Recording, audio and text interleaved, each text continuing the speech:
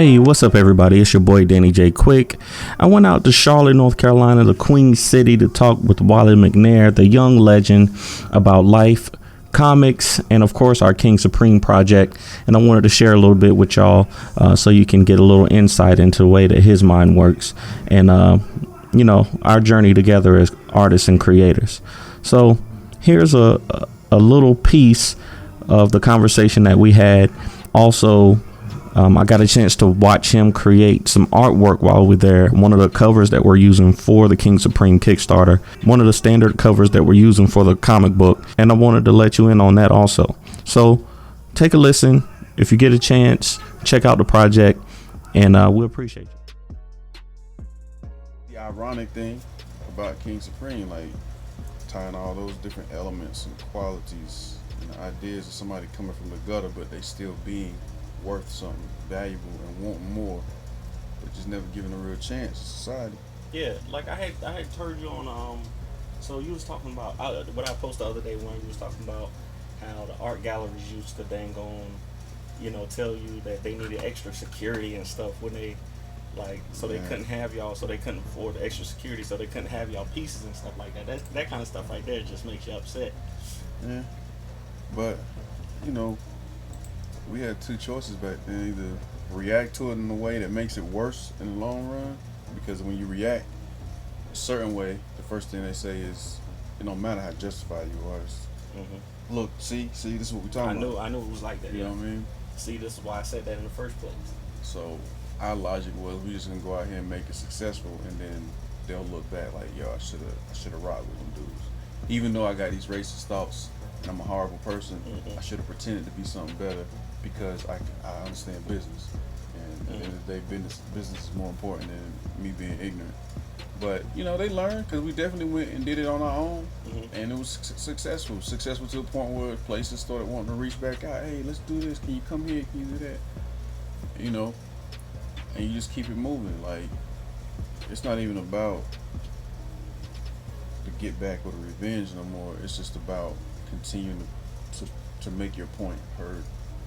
I don't know. You better than me. I can be petty sometimes. Like I want to. I mean, even now, in the process of doing things like what we're doing, and like that post you put up with the comic strip about the supporting mm-hmm. black and yada yada. It's such a crazy dynamic we got going on. Well, there's those who do support, there's those who talk about support, there's those who talk about a need for, but then you're providing and they don't rock with you. And I'm not saying if you don't like it, you don't like it. But on the flip side, you look at Hollywood, there's a lot of movies that are made that are garbage, trash, horrible, but they still get the shot, while other great things are being done as well. And there's a certain amount of success that even still goes, support that goes to the horrible stuff to keep it rolling. And I'm not saying jump behind everything just because it's black or it's this or it's that, but I'm saying give it a fair shake. And if you're really not about that, then just don't talk about it. Just stay out the equation, do what you do.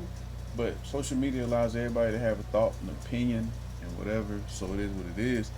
But I even look at some of the groups and how people rock with certain things, and it seems it's that same thing from school, that in club mm-hmm. thing. You know what I'm saying? Like, sometimes it ain't about if the work is good, if the project is good, if the person is good. It's just who knows who. Yeah. And I'm gonna rock with this because, and that looks interesting, but I'm not, because nobody else didn't do it yet, so I'm gonna fall back. Yeah. I'm not that person. Me and Morgan talk about all the time how, like, especially in our culture, it seems like we need like a cosign for certain stuff, before we'll jump on, and that can be like that's that gatekeeper kind of mentality thing, or whatever, but crucial. But see, that's also why, like you was just talking about, I be spending money on everybody, but like I want to support people who support us, you know what I'm saying? So if I do an art contest, if I say, yo, I want people to draw Ace Blade, I'm gonna put up $100, or if I put out this little rap verse, and I say I'm gonna put up $100, I want people to Yeah, it's a science to it all. It's a unexplainable science, but yeah, I totally get it.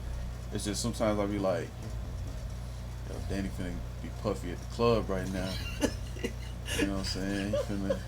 throw the money in the air, Sean finna shoot somebody. No. It's gonna be crazy. And I'd be like, maybe you can hold on to that for something else. But I get it. I mean, because at the same time, you gotta invest and you gotta put effort out there. Now I got the queen to keep me in check. Tiana ain't gonna let me step too far out there. I tell you, I be having some crazy thoughts, man. I be thinking of all kinds of stuff that I be wanting to do, like making films and going out to different places. But you know, we got kids. We got four babies at the house. They gotta eat. You know, you gotta find the balance. They don't like ramen, so. I mean, even with like the process of doing this, some people get it. More people get it now than used to. Yeah. But you know, it's a hectic process putting a book together. It's characters, story, drawing, writing, editing. You know, that ain't even including the rest of the production process in general. And then still trying to run campaigns and this, that, and the third. But you don't complain because it's like, well, at least we got that now. Because we didn't have that once upon a time. Yeah. You had to go through certain companies or at least try. Now you got a little more leverage to just go out there and build what you can build off of it. And then if it builds up in a certain way, when you have the conversations with these other companies and publishers and whatever, you have a little more weight to say, well, look, you know, we're already doing this, so that if what you're saying don't make sense, I ain't got to do it. I'll just keep struggling over here. And that's the thing I be trying to get people to understand. You know, like even the campaigns we run, most of those campaigns don't put us in no position. Like we not getting, even the cats who get the 40, 50,000, some of them are like, I remember seeing this guy talking about how he was more in debt because of hitting 40,000. Wow. Because he didn't calculate for the additional shipping. He didn't calculate for some international fees that jumped out of the blue. And then in the process of him getting everything ready and the shipping happening, shipping went up everywhere. So he didn't have that calculated in. So by the time it was done, he ended up having to spend another like 5,000 out of his pocket to accommodate. But everybody that saw the 40, like, yo, you should be good. You rich out here, like. Yeah. It's like, no. And then, you know, when you reach those numbers, you're talking about taxes and other things kicking into play. So, you know, so I tell people when they see us and we just trying to hit 1,000, 2,000, 3,000, like, yo, you do understand, like, this ain't vacation money. This ain't it's going right back into the artwork, but it's going right back into shipping and dang on. And I think that's good though that we, because both of us, how long do I know you, man? Like 10, almost 10 years now? About 10. So, like, I think in the time we've known each other, I've done campaigns on Kickstarter, you've done campaigns on Kickstarter, Indiegogo, and we've both kind of... Failed on Kickstarter, succeeded on Indiegogo. I mean, I failed on Indiegogo. See, it just depends, you know, so... Yeah, I wouldn't even say fail, it was an experiment. We learned from it. Yeah. Kept going, But, like, I'd say it's good that we... Because we both have gone through the thing where we had to see, oh shoot, I didn't calculate this for shipping, for international backers. I shouldn't have put this, you know, free shipping for everybody. You know what I'm saying? Because them international prices are steep sometimes. You know, it's your heart. I don't take nothing with art for granted. You don't eat art, unless it's made out of something unbelievable. You don't live under art, inside of art. You know what I'm saying? Like, you don't need it for your day-to-day life. So when people pay or support in any way, I appreciate every ounce of it. But when you see somebody go out there and go against the grain and create and do on their own, not knowing if it's going to even do anything, but they put in the work and the effort, I just wish more people would celebrate that as highly as they celebrate, oh, you just did something with whoever, insert cool name brand.